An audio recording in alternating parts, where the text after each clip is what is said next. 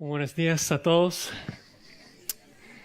Qué bendición poder estar acá con ustedes. Por favor, estén orando por nuestro pastor Henry, está muy enfermo.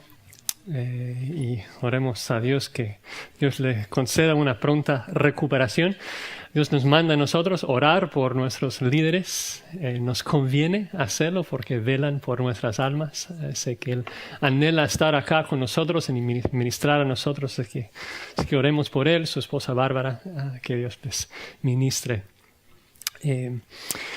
Ayer cuando Él me contactó pidiendo que predicara, inmediatamente fui a Efesios 6 para pensar en la armadura de Dios porque es donde he estado recientemente en el servicio principal, pero sentía como incómodo, sentía hasta como tristeza en mi corazón porque en esos días mi corazón está con los profetas menores. De hecho, hoy era el día que iba a empezar con el estudio de los profetas menores en la clase de la primera hora.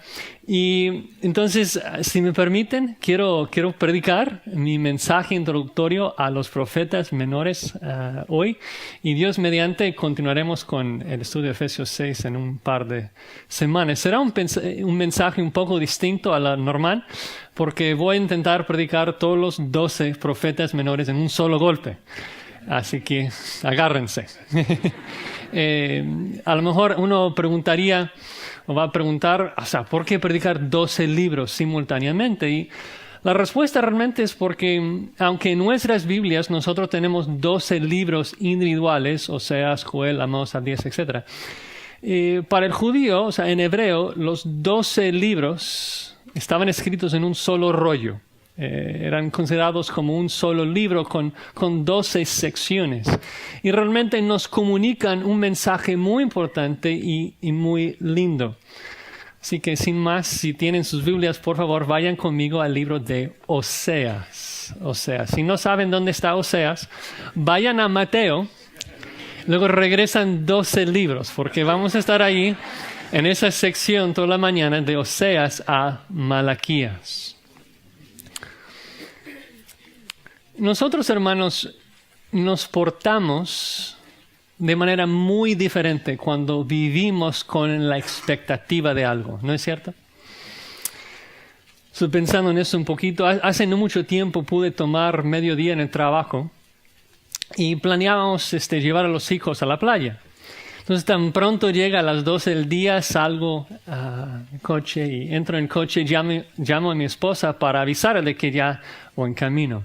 Y antes de colgar, la escucho comunicando a los niños que su papá ya viene. Bueno, llego a la casa y la recámara de los niños completamente arreglada, ellos bien vestidos, peinados, toda la casa limpia. Digo, interesante. Es decir, que puedes decir a un niño, limpia tu recámara, y quién sabe si lo hace o no. Pero si le dices, vamos a la playa, tan pronto tu recámara esté limpia, porque en unos minutos llega tu papá, ahora es otra cosa. Es otra cosa. Eso no solamente tiene que ver con la expectativa de bendiciones, tiene que ver con la expectativa del castigo también. Lo mismo pasa. Yo creo que todo padre ha vivido la experiencia. Yo recuerdo que pasa de vez en cuando, que termino con el trabajo, entro en el coche, llamo a mi esposa para ver cómo le ha ido. Me comenta de su día y me comenta que un hijo a lo mejor no se ha portado bien. El hijo está ahí escuchando a su mamá hablar con su papá, diciéndole que no ha obedecido. Bueno, pasa solamente unos 8 minutos para que yo llegue a la casa. Ahora, ha pedido perdón de su mamá como 10 veces. Está corriendo por todas partes tratando de cumplir con todo lo que no ha hecho todo el día. Y su cara roja, dando evidencia de su llanto. ¿Por qué? Porque espera que su arrepentimiento minimice la cantidad de consecuencias que va a recibir. Es sabio. Pero vean cómo es que la expectativa tanto del juicio como la bendición afecta de manera radical la forma que andamos y obedecemos.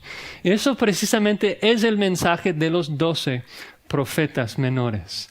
El hecho de vivir con la expectativa tanto de la ira de Dios como de la bendición de Dios, nos insta a vivir de manera diferente, nos insta a andar en santidad y estar listos para su venida. Durante toda la historia de Israel, el mensaje de los profetas realmente era igual. Pero en particular en los 12 vemos esas dos exhortaciones de manera muy, muy clara. Primero, arrepentíos porque el gran día de la ira de Dios viene pronto.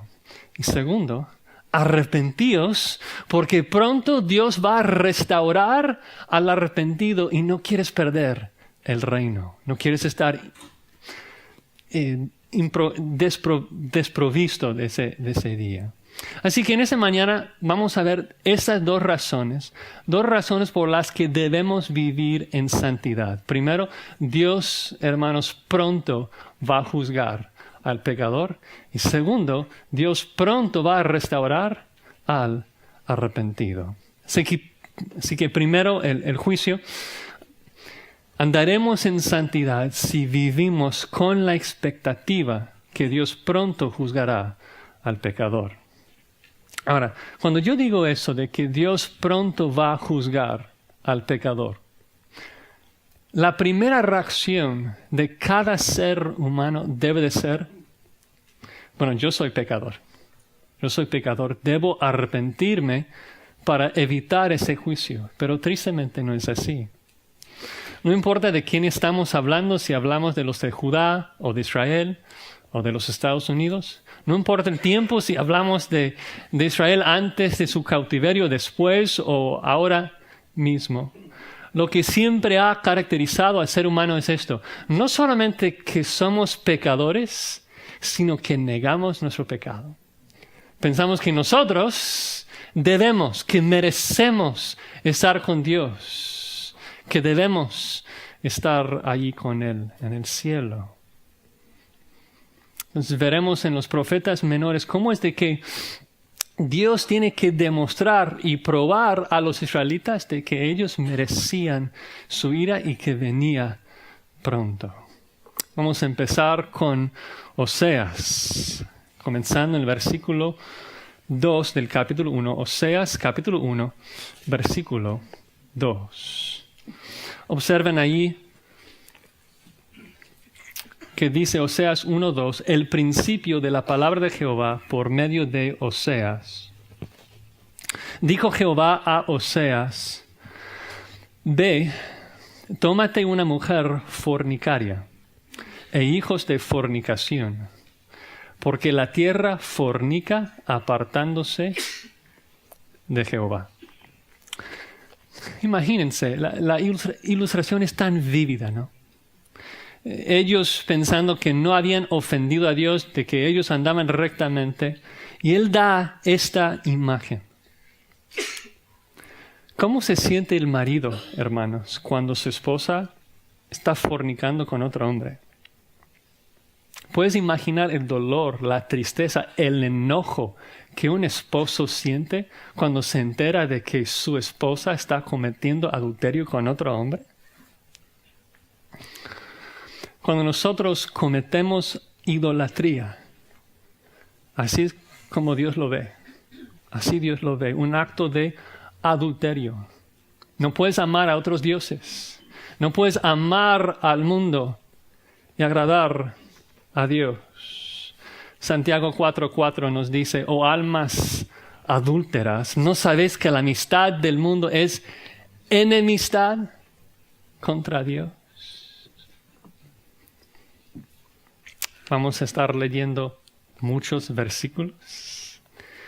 Mi intención es tratar de hacer que ustedes escuchen realmente las palabras, el mensaje de esos profetas. Que vayamos rápido a Amós. Oseas, Joel, luego Amós. En el libro de Amós, Dios utiliza la ilustración de una plomada de albañil. En el capítulo 7, versículo 8 dice, aquí yo pongo plomada de albañil en medio de mi pueblo, no lo toleraré más. Y pensemos en esa ilustración. La idea es de que hay un constructor y ve un edificio. Y como que se le hace que el edificio no está recto. Entonces pone una plomada de albañil y ve de que está todo chueco. ¿Y qué puedes hacer con un edificio que está mal edificado?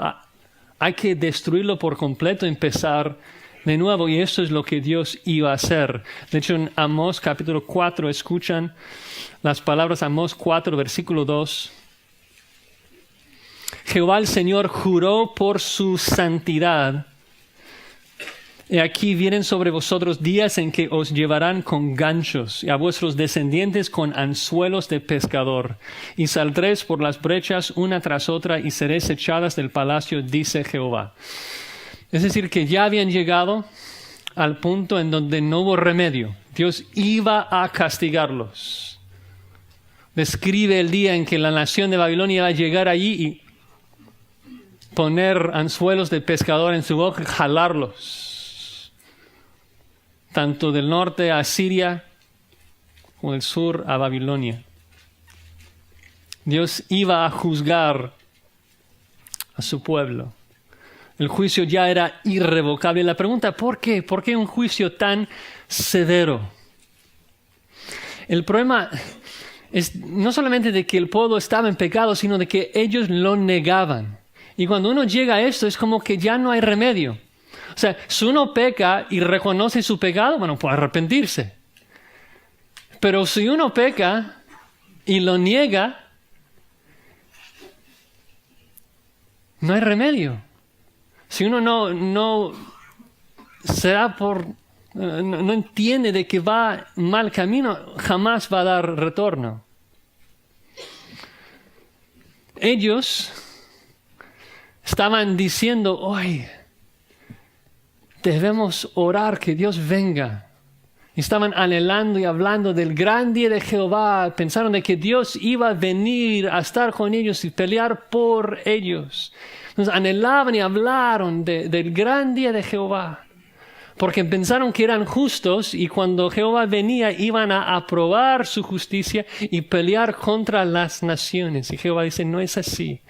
Si yo vengo, voy a venir para juzgarles y para castigarles. Voy a venir para ejecutarles, no para sanar, no para salvar. Cuidado tú que oras, Maranatha, que el Señor venga sin pensar en su santidad. Cuidado de orar que el Señor venga sin pensar de que de su boca sale una espada de 2 filos y tú eres carne. Sus ojos son llamas de fuego. Su rostro incinera como el sol y eres paja. Amós capítulo 5. Vean allí en el versículo 18. Amós 5, 18. Dice, ay de los que desean el día de Jehová. ¿Para qué queréis este día de Jehová? Será de tinieblas y no de luz. Como el que huye de delante del león y se encuentra con el oso, o como si entrara en casa y apoyare su mano en la pared y le muerde una culebra. ¿No será el día de Jehová tinieblas y no luz, oscuridad que no tiene resplandor?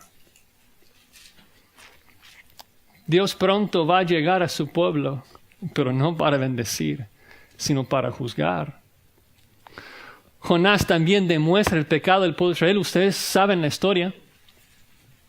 Demuestra el fallo tremendo de Israel. La nación de Israel tenía una sola misión. Génesis 12, Génesis 15, Génesis 22. Dios escoge a Abraham con un propósito. Dice 3 veces ahí, en ti serán benditas todas las naciones del mundo. Dios iba a usar al pueblo de Israel como la herramienta de salvar y bendecir a todas las naciones, porque Dios es un Dios clemente, lleno de misericordia, y quería salvar. Y cuando Dios está listo para salvar a los asirios y Nínive, ¿qué hace Jonás? Huye, se enoja, no quiere que Dios salve a las naciones. Pasemos a Miqueas. Miqueas 1, capítulo 1, versículo 5.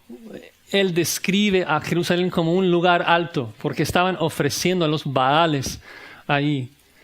Y tal vez el versículo más famoso que ustedes conocen en Miqueas se encuentra en el capítulo 6, versículo 8. Y la idea acá es de que Dios no estaba pidiendo algo tan difícil. Estaba pidiendo algo simple, sencillo. No está pidiendo el mundo. Está pidiendo cosas sencillas de su pueblo. Dice allí en Miqueas 6, 8. Oh hombre, Él te ha declarado lo que es bueno. ¿Y qué pide Jehová de ti? Solamente hacer justicia, amar misericordia y humillarte ante tu Dios. Pero Israel no lo hacía. No podían hacerlo. Adoraban al mundo y las cosas del mundo. Es como Dios dice allí en Jeremías 2. Dice, el pueblo dice, amo a muchos amantes y tras ellos he de ir. Son pueblos sin remedio. Querían amar el mundo. Y no tenían un corazón para hacer algo diferente. Pero Dios en su gran misericordia, en su gracia, le dice en Habacuc, bueno, si no pueden obedecer, pues por lo menos pueden creer.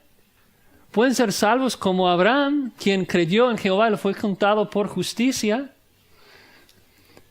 Dios ofreciendo salvación al pueblo de Israel, yo los justifico por fe. Habacuc 2:4 dice aquí que aquel cuya alma no es recta se enorgullece, mas el justo por su fe, ¿qué? El justo por su fe vivirá. Pero el pueblo tampoco quería creer. Es decir, no querían obedecer y tampoco creer. Uno comienza a perder esperanza para el pueblo de Israel. Llegando a Habacuc, Dios declara otra vez el juicio, pero esta vez nombrando a los babilonios, describe la forma que ellos van a entrar en la tierra y aniquilar y devorar todo. Damos unos versículos, Habacuc 1:5. Mirad entre las naciones y ved, asombraos, porque haré una obra en vuestros días que aun cuando se os contare no la creeréis. He aquí yo levanto a los caldeos, nación cruel y presurosa, que camina por la anchura de la tierra para poseer las moradas ajenas. Formidable es y terrible. De ella misma procede su justicia y su dignidad. Sus caballos serán más ligeros que leopardos, más feroces que lobos nocturnos. Sus jinetes se multiplicarán y vendrán de lejos sus jinetes, volarán como águilas que se apresuran a devorar. Y describe cómo es que los babilonios van a entrar y aniquilar a todos, llevarlos a exilio. Y si esto fuera poco, el libro que sigue es Sofonías. Y Sofonías habla de un día de juicio global. Describe un Dios lleno de ira, lleno de indignación, que su ira ha llegado a su colmo, ha llenado su copa de ira y va a derramarlo sobre todos los habitantes de la tierra. Dice Sofonías 1:2, destruiré por completo todas las cosas de sobre la faz de la tierra, dice Jehová. Destruiré los hombres y las bestias, destruiré las aves del cielo y los peces del mar, y cortaré a los impíos, y raeré a los hombres de sobre la faz de la tierra, dice Jehová. Extenderé mi mano sobre Judá y sobre todos los habitantes de Jerusalén, y exterminaré de este lugar los restos de Baal y el nombre de los ministros idólatras con sus sacerdotes. Describe un día terrible. Brincan al versículo 12. Acontecerá en aquel tiempo que yo escudriñaré a Jerusalén con linterna y castigaré a los hombres que reposan tranquilos como el vino asentado, los cuales dicen en su corazón, observen esto, muy importante, Jehová ni hará bien ni hará mal. Es decir, de que ellos estaban pecando, pero habían llegado al punto donde ya no hay remedio. O sea, pecar más, Dios no va a hacer nada. Y el punto es esto, ellos habían perdido la expectativa de que un Dios justo va a castigar a todo pecador. Ellos ya no vivían, ya no andaban bajo la expectativa de que hay un Dios justo en el cielo que está notando cada pecado y Él va a juzgar a cada uno de ellos. Ahora, pensando un poquito en la cronología de los 12 profetas menores, llegamos a cubrir más o menos 9 de ellos. Hay 3 que restan. Y hay una cronología más o menos de los 12 profetas, que es un poco interesante. A lo mejor no van a recordar todo. Está bien. Voy a darles unas fechas, tratar de ubicar los profetas para tratar de mostrarles algo. La monarquía empieza en el año 1051. Saúl, David, Salomón, 120 años de monarquía, o sea, una monarquía unida. Pero con la muerte de Salomón en el 931, el reino se divide en 2 partes. 10 tribus en el norte y 2 tribus en el sur. Y es durante esos años que los primeros 6 profetas profetizan. Están dirigiendo sus mensajes tanto a las 10 tribus del norte como a las 2 tribus del sur, avisándoles de que pronto Asiria iba a llegar y juzgar. Y es precisamente lo que pasa en el año 722. Asiria destruye a las 10 tribus del norte y los lleva cautivo a Asiria. Luego hay 3 profetas más que profetizan al sur, avisándolos y amonestándolos de que si ellos no se arrepienten, de que Babilonia va a bajar y juzgarlos y matarlos. Y es precisamente lo que pasó. En el año 586, Nabucodonosor viene y destruye a Jerusalén y los lleva al exilio. Pero luego hay algo curioso que pasa. El pueblo es llevado al exilio y están ahí 70 años. Y después de ese tiempo difícil de 70 años estando en el cautiverio, Dios en su misericordia los regresa. Ciro decreta su regreso en el año 538 y pueden regresar a la tierra. Y lo que el lector del Antiguo Testamento espera es de que el exilio, el cautiverio, iba a curar las iniquidades de Israel. De que después de haber recibido su disciplina, iban a ser diferentes. Es decir, cuando nosotros disciplinamos a nuestros hijos, esperamos de que después de recibir la disciplina, ahora se van a portar de manera diferente. Entonces hay 3 últimos profetas que hablan al reino ahora regresado. Y la pregunta es, ¿ahora ellos son mejores? ¿Ellos han aprendido la lección del exilio? ¿O van a ser igual de pecadores? Y la respuesta obviamente es, son iguales. Pero también quería explicar esa cronología por 3 otras razones en esos 12 libros. Primero, porque mucha gente dice de que este día que describen los 12 profetas, del gran día del juicio de Dios, realmente describía la destrucción de Jerusalén. Y eso ya pasó, entonces no es relevante. No puede ser, porque los últimos 3 profetas están profetizando después de la destrucción de Jerusalén y siguen hablando de ese día. Y lo describen como un día del cual no hay semejante. Dicen que no hay día semejante a él, ni antes ni después. Un día de juicio global, es decir, que están hablando de la gran tribulación, el día de la ira de Dios. Entonces, lo que esos profetas escriben es futuro para nosotros también en muchos lugares. Segunda razón. Curioso ver esas palabras que describen el juicio de Dios, porque de un lado hay varias profecías que tienen que ver con un juicio cercano que ellos ya experimentaron. Es decir, de que Joel, por ejemplo, describe la invasión de langostas y que los asirios iban a devorar la tierra exactamente como unas langostas. Y es exactamente lo que pasó. Asiria llegó y destruyó a la tierra.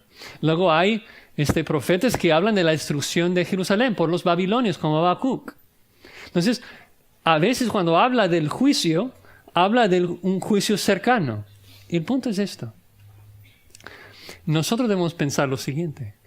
Si las profecías que los profetas declaraban, que describían una destrucción por Asiria, por Babilonia, si esas profecías se cumplían con exactitud, con precisión, la cantidad de tiempo y todo exactamente como Dios lo había descrito, entonces cuando Él habla de un día de juicio final, Él va a cumplir su palabra, ¿cómo? Con la misma precisión. Cuando Dios dice, mira, voy a traer a los asirios para destruirlos y luego pasa. Y luego voy a traer a los babilonios y ellos los van a destruir y luego pasa. Y luego dice, y habrá un día final donde Dios derrama toda su ira contra el impío. Entonces, ¿qué sabemos? Que va a pasar con la misma precisión, es seguro. En la tercera lección ya lo mencioné.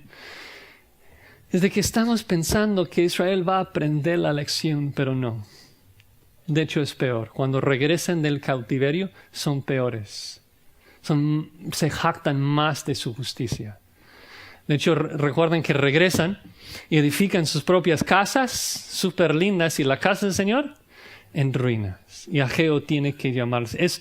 ¿Es para vosotros tiempo de habitar en vuestras casas artesonadas y esta casa desierta? Entonces, la explicación más clara de esa negación de pecado se encuentra en Malaquías. Vayan conmigo a Malaquías capítulo 1. Malaquías 1. Y quiero nada más leer unos versículos que demuestran cómo el pueblo de Israel negaban su pecado y acusaban a Dios. Dice Malaquías 1:2, yo os he amado, dice Jehová. Dijiste, ¿en qué nos amaste? O sea, qué necio. Y Dios explica cómo les había amado. Versículo 6, el hijo honra al padre y el siervo a su señor. Si pues yo soy padre, ¿dónde está mi honra? Y si soy señor, ¿dónde está mi temor? Dice Jehová de los ejércitos a vosotros, oh sacerdotes, que menospreciáis mi nombre. Y decís, ¿en qué hemos menospreciado tu nombre? No hemos hecho nada mal. Versículo 7, ¿en qué ofrecéis sobre mi altar pan inmundo? Dijiste, ¿en qué te hemos deshonrado? Oye, estamos bien. En que pensáis que la mesa de Jehová es despreciable. Cuando ofrecéis el animal ciego para el sacrificio, ¿no es malo? ¿El cojo, el enfermo, no es malo? Ellos estaban trayendo sus sacrificios de animales ciegos y lo peor de su rebaño, ofreciéndolo a Jehová y, oye, ¿por qué no lo aceptas, Dios? Qué necio. Luego en el 2 les acusa más porque ellos estaban trayendo sus ofrendas, no solamente ofrendas malas, pero con una actitud, un pecado terrible. Miren allí en Malaquías 2:13. Dice, esta otra vez haréis cubrir el altar de Jehová de lágrimas, de llanto, de clamor. Así que no miraré más a la ofrenda para aceptarla con gusto de vuestra mano. Mas diréis, ¿por qué? O sea, traen su animal ciego y malo. Oye, Dios, ¿por qué no te agradas con mi sacrificio? Bueno, primero ya lo explicó, es porque es un animal malo. Pero segundo, vean la segunda razón. Porque Jehová ha atestiguado entre ti y la mujer de tu juventud, contra la cual has sido desleal, siendo ella tu compañera y la mujer de tu pacto. Ellos cometiendo adulterio, allí viviendo con otra mujer y traen un animal malo al altar y preguntan, oye, ¿por qué Dios no nos oye?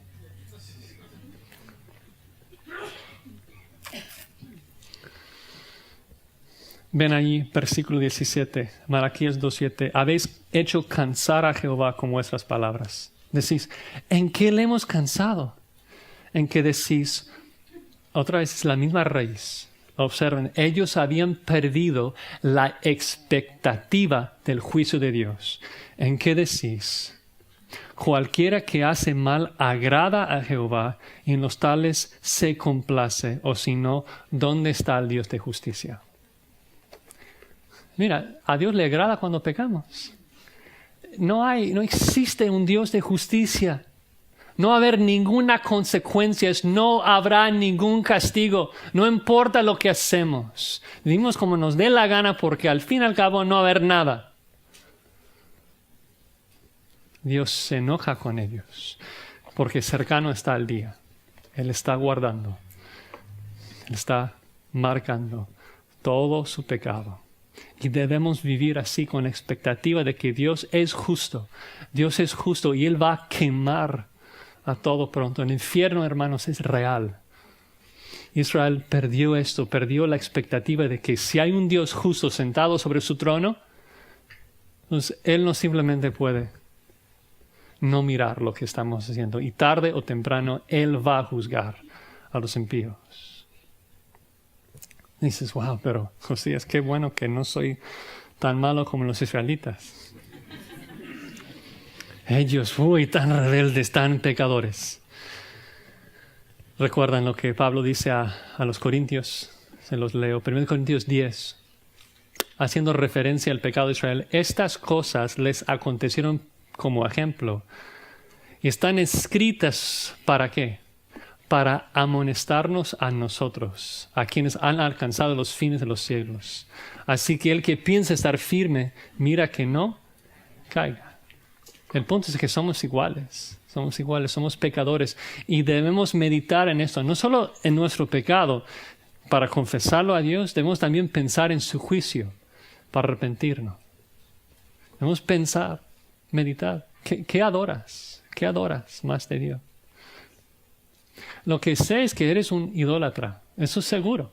La Biblia lo declara. La pregunta no es eso. La pregunta es si lo confiesas a Dios o no. Si lo niegas o no. Es serio. Piensa en tu vida y pide a Dios que te dé entendimiento, que te ayude a ver las cosas que tú amas y tú adoras por encima de Él. Muchas veces nosotros que somos tan bendecidos, hermanos, hemos recibido tantas bendiciones de Dios, de que comenzamos a adorar a los regalos del dador en vez de adorar al dador. Es precisamente lo que Israel hizo. En Oseas 13:6 describe eso, dice, en sus pastos se saciarán y repletos se ensoberbeció su corazón, y por esta causa se olvidaron de mí. Entonces, si vives sin pensar en Dios, si vives en pecado, su juicio vendrá pronto. Y ¿saben qué? A la hora que no esperas, viene pronto. El día de Jehová viene. El fuego está preparado. Jesucristo habla de esto, ustedes lo saben. No tienen que ir allí, pero Mateo 24, versículo 42. Velad pues, porque no sabéis a qué hora ha de venir vuestro Señor. Pero ¿saben esto? Que si el padre de familia supiese a qué hora el ladrón habría de venir, velaría y no dejaría minar su casa. Por tanto, también vosotros estad preparados, porque el Hijo del Hombre vendrá a la hora que no pensáis. Te exhorto, te animo a vivir cada día con la expectativa de que hay un Dios justo sentado sobre su trono. Y Él va a derramar su ira sobre el impío. El fuego viene. ¿Estás listo, amigo? ¿Estás listo para ese día? Si no, arrepiéntate. Pide que Dios te haga listo, que Dios te cubra con la justicia de su Hijo Jesucristo. La única forma de parar en ese día. Piense en esa verdad de que hay un Dios celoso y vengador. Un Dios lleno de indignación, listo para derramar su ira contra el impío. Y que Jesucristo recibió, Él tomó toda esa ira que nosotros merecemos. Y si confesamos nuestro pecado y confiamos en Él, Dios nos cubre de su justicia. Es la primera manera que nosotros como cristianos podemos aplicar esa verdad, de agradecer a Dios por la obra que Él hizo por nosotros. Ya para cristianos ya no hay ninguna condenación. Sin embargo, muchas veces como cristianos pensamos, estoy bien, no importa lo que hago ahora.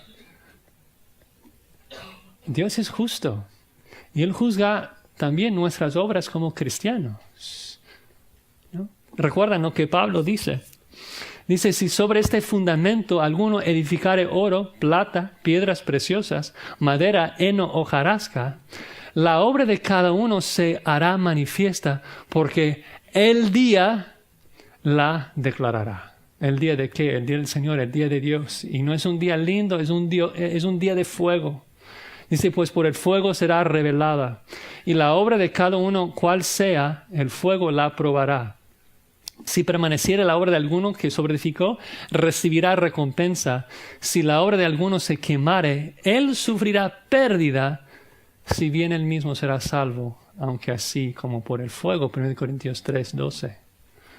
Hay un Dios justo que está sentado sobre su trono y nosotros debemos vivir cada día, cada hora con la expectativa de que Él va a obrar de acuerdo a su justicia. Él está contando, Él está apuntando todos los pecados de todos los impíos. Y aún nosotros como cristianos, está viendo. Habrá un día terrible que viene pronto. Gracias a Dios de que nosotros tenemos el Espíritu Santo y ahora podemos agradecerle y andar en las buenas obras que Él ha preparado de antemano para que anduviésemos en ellas. Pero Israel estaba en un lío terrible, ¿no? Porque ellos no tenían el Espíritu Santo. Ellos mismos lo comprendían, recuerdan, ya lo cité, Jeremías 2, el pueblo dice, no hay remedio en ninguna manera porque a extraños he amado y tras ellos he de ir. Tenían corazones de piedra y no podían obedecer. Parece que no hubo esperanza. Sin embargo, un sabio hubiera entendido algo. Un sabio hubiera pensado algo. De hecho, aún el rey pagano de Nínive lo comprendió. Hubiera entendido esto. Si Dios me está advirtiendo, si Dios me está amonestando de que su ira viene, es porque todavía hay una oportunidad. El rey de Nínive pensó, bueno, Jonás dice 40 días y esta ciudad será destruida. Y el rey pensó, ¿pero por qué 40 días? Pudo habernos destruido hoy. ¿Por qué es que Jehová manda un profeta a nosotros para advertirnos de su ira? A lo mejor hay chance. A lo mejor si nos arrepentimos, no nos destruye. Así que Dios, si conocemos el Dios de los profetas menores, veremos que Dios no solamente es un Dios de juicio, Dios también es un Dios misericordioso que busca bendecir a su pueblo. Y debemos vivir con la expectativa de que va a restaurar pronto arrepentido, ¿no? Tanto como que no queremos estar desprevenidos para su ira, también queremos estar preparados para su reino cuando llega. Así que regresemos a Oseas y vamos a ver cómo en esos 12 libros, cada libro empieza con juicio, con ira, y casi cada libro termina con misericordia y con bendición. No porque Israel lo merecía, estaban cometiendo fornicación, sino porque Dios iba a cumplir su pacto, iba a ser fiel a sus promesas. Había escogido a Israel, iba a cumplir con su promesa. Vean allí en Oseas, comenzando en el capítulo 3. Oseas capítulo 3, versículo 1. Dice lo siguiente. Me dijo otra vez Jehová, ve, ama a una mujer amada de su compañero, aunque adúltera, como el amor de Jehová para con los hijos de Israel, los cuales miran a dioses ajenos y aman tortas de pasas. La compré entonces para mí por 15 siclos de plata y un homer en medio de cebada. Continúa explicando de que en la historia que ilustraba el amor de Jehová hacia Israel, Oseas primero se casa con Gomer, pero luego ella abandona la casa y va y vive con otro hombre. Y después de cometer adulterio, luego ese otro hombre la saca de la casa y Oseas va y la busca de nuevo, aún después de su fornicación, aún después de su adulterio. Dios mostrando al pueblo, Dios profetizando a su pueblo, de que después de su pecado, un día Él los va a buscar, los va a bendecir. Es increíble la imagen, la ilustración acá que Dios da. De hecho, si regresan a Oseas 2:8, ven que en la ilustración Dios está diciendo, bueno, primero Dios se casó con Israel, luego Israel adultera, está cometiendo fornicación. Pero aun cuando Israel está allí cometiendo fornicación, Dios sigue bendiciendo con el deseo de amar. Miren en Oseas 2:8, ella no reconoció que yo le daba el trigo, el vino y el aceite y que le multipliqué la plata y el oro que ofrecían a Baal. Israel abandona a Jehová, está adorando a los Baales, pero ¿quién es el que está proveyendo lluvia, oro, ayuda durante el tiempo que está viviendo con los Baales? Jehová. ¿Por qué? Porque un día va a buscar, va a redimir y va a salvar a su esposa, aunque adúltera. Tanto el amor de Dios para con nosotros. Es increíble cómo Dios tantas veces espera hasta que nosotros hayamos tocado fondo, tan metido en pecado, para que todo el mundo sepa de que la salvación es por gracia. Israel no va a poder jactarse de que ellos habían ganado el amor de Dios. Ellos están fornicando con los Baales cuando Dios promete buscar y salvarlos. Dios es un Dios muy clemente. Aún Jonás entiende eso, porque por eso no quiere ir. Entonces Dios no solamente promete salvar y bendecir, pero promete cambiarlos de adentro. Es el mensaje tan lindo de los profetas menores, de que Dios promete cambiar todo. Promete mandar su Espíritu Santo para cambiarlos de adentro. Promete mandar al Mesías para morir por sus pecados. Promete usar su palabra para mudar sus corazones.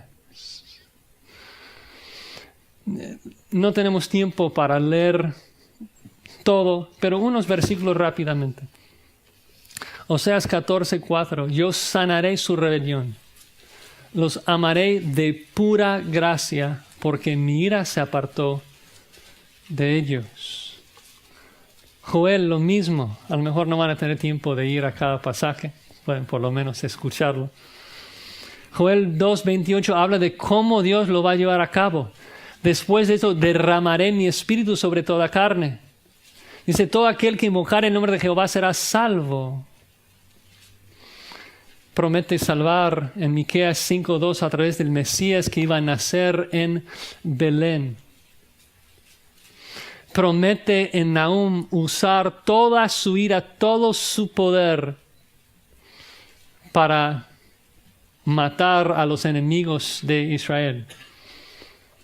Es decir, de que en la primera sección de los libros, Dios hablando de su ira, de su juicio que va a juzgar a Israel. Pero luego, después de curar sus iniquidades, después de salvarlos de su pecado y provocar arrepentimiento en ellos, el mismo Dios vengador, celoso, airado, va a derramar toda su ira, no en contra de Israel, sino en contra de sus enemigos, proveyendo salvación. Luego se pone aún más claro en los últimos 3 libros después del regreso cómo es de que Dios va a proveer salvación. Y ya lo dije, a través del Espíritu Santo, a través de la muerte del Mesías y a través de la palabra de Dios. Observen. Versículos que ustedes saben. Zacarías 4, versículo 6. No con ejército ni con fuerza, sino ¿cómo? Con mi espíritu, dice Jehová de los ejércitos. También con la muerte del Mesías, Zacarías 12, versículo 10. Derramaré sobre la casa de David y sobre los moradores de Jerusalén espíritu de gracia y de oración, y mirarán a mí, a quien traspasaron, y luego van a arrepentir. Luego llorarán como se llora por hijo unigénito. Y en aquel tiempo, capítulo 13, versículo 1, habrá un manantial abierto para la casa de David y para los habitantes de Jerusalén, para la purificación del pecado y de la inmundicia. Nunca más van a adorar a los Baales. Termina Malaquías 4, versículo 5, hablando de su palabra predicada.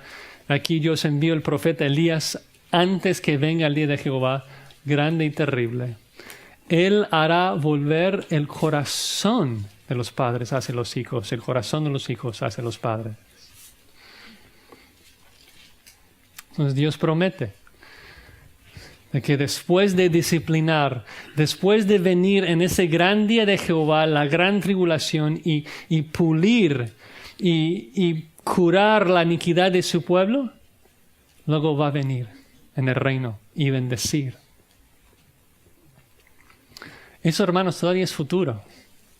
Pablo dice en Romanos 11:26 que todo Israel será salvo. Y muchas veces no comprendemos esto porque pensamos, bueno, Antiguo Testamento ya cumplido en Cristo. Cuando nosotros hablamos de la salvación, tantas veces pensamos de que la salvación es algo meramente espiritual. Piensen en esto. La salvación, hermanos, es un paquete de todo incluido. La salvación seguro incluye el perdón de nuestros pecados, lo espiritual, pero también la salvación, como lo profetizan los profetas menores, es algo físico. Habla de la restauración final de todas las cosas. Cuando Jesucristo va a venir a esta tierra, cuando va a reinar con nosotros, estaremos en nuevos cuerpos, reinando con Él sobre una nueva tierra, habitando en una nueva ciudad. Todas esas profecías que se encuentran en los profetas menores siguen siendo futuros. Porque Jesucristo todavía no ha regresado a esta tierra.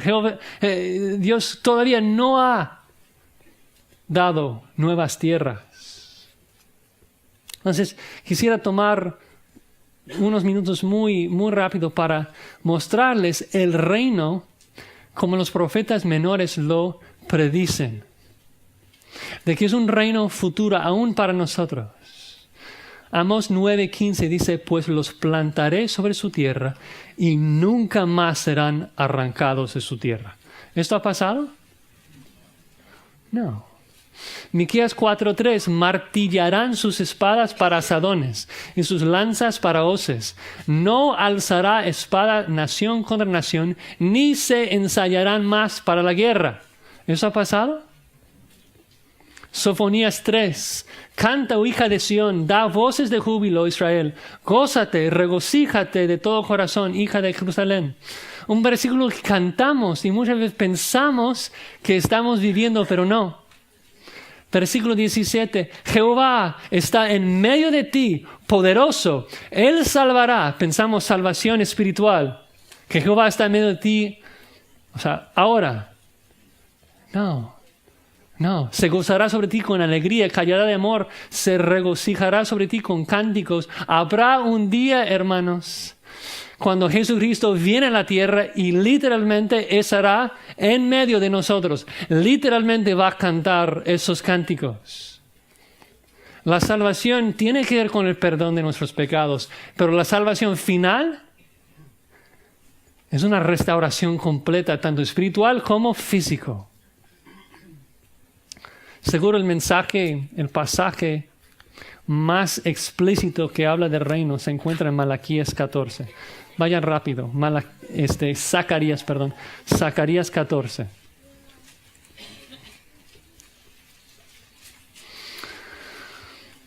Zacarías describe cómo Dios primero va a disciplinar al pueblo de Israel durante el día de Jehová y luego restaurarles. Zacarías 14, versículo 1, dice lo siguiente. He aquí, el día de Jehová viene. Les pregunto, ¿es un día lindo? No. El día de Jehová viene, y en medio de ti serán repartidos tus despojos, porque yo reuniré a todas las naciones para combatir contra Jerusalén. La ciudad será tomada, serán saqueadas las casas y violadas las mujeres. La mitad de la ciudad irá en cautiverio, mas el resto del pueblo no será cortado de la ciudad. Viene pronto, hermanos, el día de Jehová en donde Dios va a juzgar. Pero con su pueblo, el juicio viene, el castigo viene más como disciplina para purificarlos. Y observen lo que dice en el versículo 3. Después saldrá Jehová y peleará con aquellas naciones como peleó en el día de la batalla. Y se afirmarán sus pies. ¿Los pies de quién?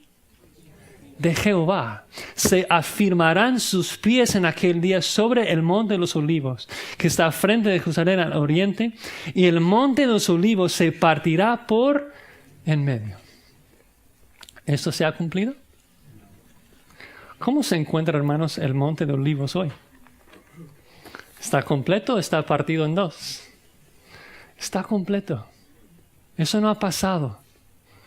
De hecho, en Hechos capítulo 1, versículo 11, recuerdan de que cuando Jesucristo, después de su resurrección, está ascendiendo al Padre, de que los discípulos quedan ahí atónitos viéndolo ascender, y los ángeles le dicen: ¿por qué estás ahí viendo al cielo? Jesucristo, en la misma forma que ascendió, va a regresar. Ascendió desde el monte de los olivos y va a regresar igual allí. Y cuando sus pies, los pies de Jehová, tocan el monte de los olivos, se partirá de en medio y realmente va a pelear por nosotros y vamos a reinar juntos con Él. La pregunta, hermanos, ¿estás listo para ese día?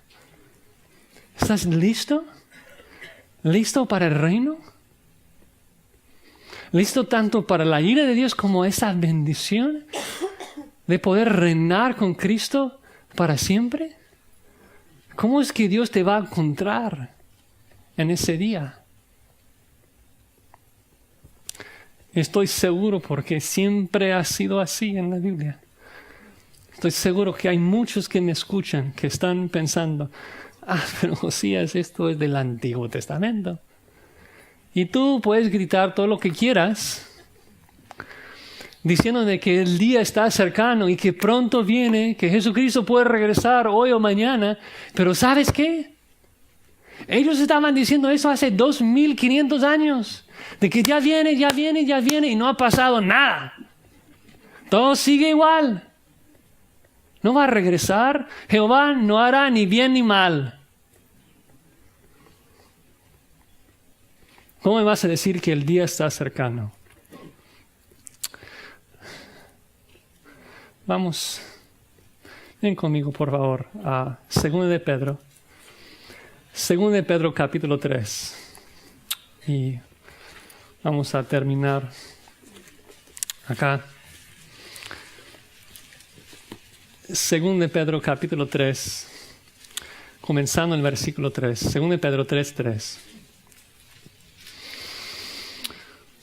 Sabiendo primero esto, que en los postreros días vendrán burladores, andando según sus propias concupiscencias, diciendo: ¿dónde está la promesa de su advenimiento?